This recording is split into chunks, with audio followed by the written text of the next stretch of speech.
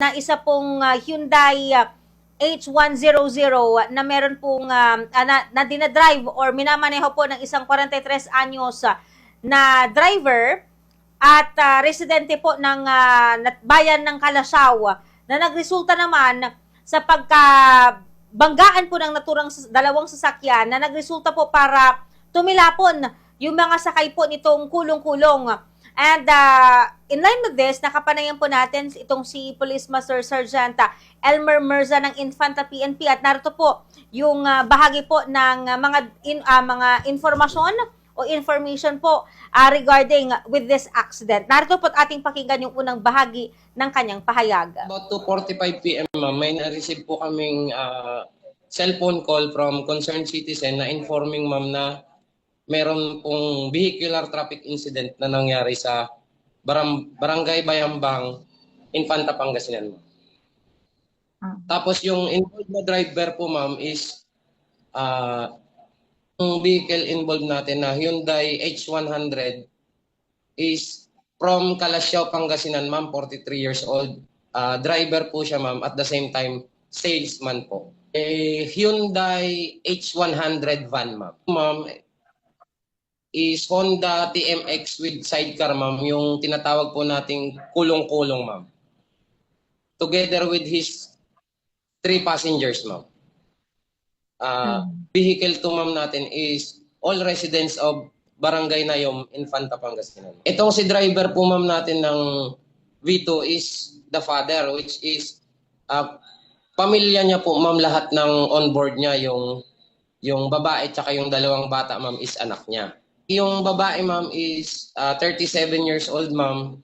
Yung isa po ma'am is 1 year old. Yung isa po is 7 months old ma'am. Unfortunately ma'am, nung naitakbo ma'am sila sa Rural Health Unit ng Infanta, they were all declared dead on arrival ma'am from attending physician ma'am. Bale, yung initial investigation po ma'am namin is yung tricycle po ma'am is traversing south direction ma'am, pabalik na po siya dito sa barangay na yun po sana ma'am. Kasi accordingly ma'am, yung pamilya na yun ma'am is galing po ng Dasol kasi nag-celebrate daw po sila ng birthday nung babae. Ngayon ma'am, while traversing sila pauwi dito sa Infanta, nung nakarating na po sila ma'am sa Barangay Bayambang, nasa shoulder po kasi sila. Shoulder of the road. Ngayon ma'am, meron silang nasagi na sanga ng kahoy yung mga nakaraang bagyo ma'am. Merong sanga ng kahoy na nakakuan sa shoulder ma'am. Hindi napansin ng driver. Kaya sumabit yung bubong ng sasakyan nila ma'am. Kaya sila nag-tumbled sa kabila ma'am. Sakto naman pong parating yung incoming vehicle, kaya nag-face-to-face collision po sila, ma'am. Okay naman, uninjured naman yung driver, ma'am, ng H100 van. Tapos, hanggang ngayon, ma'am, nasa custody pa po nila. About 2:45 p.m, ma'am, may na-receive po kaming cellphone call from concerned citizen. Punde ang kapulisan na dyan po sa lugar kung saan nangyari po yung insidente. Ano yung mga inabutan po nila, paano nila describe o sasalaarawan yung naabutang pangyayari or insidente na kinasangkutan nga po nitong dalawang sasakyan na according nga kay Sir Elmer mga kabombo na binawian ng buhay. Ito pong 4 po na miyembro po ng pamilya na kinabibilangan ng padre de pamilya, ilaw po ng tahanan at yung kanilang 2 minor de edad na mga anak na pawang mga lalaki, edad 1 taong gulang at 7 buwang gulang. Narito pa po yung karagdagang pahayag sa bagay po na yan ni Police Master Sergeant Elmer Mirza. Actually, ma'am, talagang upon arrival namin dun, ma'am, nagkalat sila, ma'am, kasi yung impact talaga nung collision, ma'am, masyadong malakas kasi hindi lang iisa yung pinagkuhanan ng mga injured, ma'am, kalat-kalat po sila. According naman dun sa driver ng vehicle 1, ma'am, malayo pa daw siya, nakikita niya na yung incoming na tricycle. Hindi niya naman po kasi daw expected na makakatama sila ng kahoy sa shoulder. Kaya kampante din daw siyang dumidiretso, ma'am. Kaya wala siyang idea na talagang sasalpukin siya. Aksidente talaga, ma'am, dun sa kahoy na tinamaan. Ngayon, ma'am, ongoing yung documentation, ma'am, for possible filing of reckless imprudence, ma'am, resulting to multiple homicide po.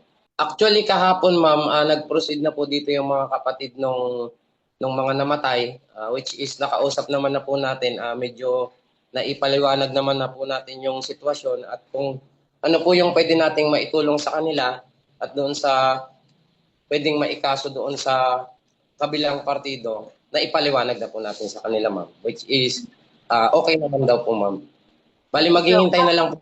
Actually, ma'am, nakipag-cooperate naman po sila at willing naman din po silang i-shoulder lahat kung ano man yung magiging expenses nila at kung ano yung magandang pag-usapan nila, ma'am. Okay naman po sila, ma'am. Cooperative naman po yung kabilang partido.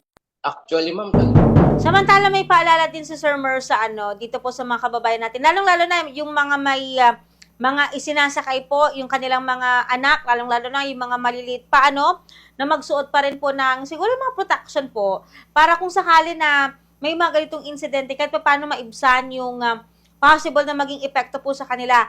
And kapag kapag mamaneho tayo, hindi lamang sa hindi lamang sa gitna ng kalsada yung titignan mo, even sa gilid, lalong-lalo na katulad po ng nangyari po dito na nasagi nga po niya yung asa nga po ng kahoy na kung sakali na ito po ay naiwasan, hindi po sana nangyari po itong malaging po na aksidente na ito na nakakalungkot. 4 na buhay po yung nawala sa mismong kaarawan pa po ng isa sa mga biktima matapos po nilang celebrate yung kanyang kaarawan. So narito pa po yung bahagi ng mensahe ni Sir Elmer mga kabombo sa ating mga tagapakinig.